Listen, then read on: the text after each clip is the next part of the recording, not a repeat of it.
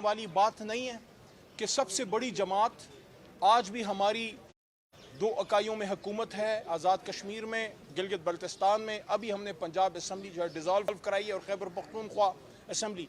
तो सबसे बड़ी जमात को अगर एतराज़ है, मैं तो कहता हूँ किसी भी जमात को, इमरान खान साहब और तहरीक इंसाफ के खिलाफ लगा रहता है और प्रोपेगेंडा करता है। आखिर में फिर यही बात, गलतियाँ बहुत हुई, नुकसान बहुत हुआ। कल आपने देखा एक एटमी मुल्क 12 से 16 घंटे बिल्कुल लॉकडाउन, उसका शटडाउन हो गया, सारी उसकी पावर, कोई बिजली नहीं थी। माशी तौर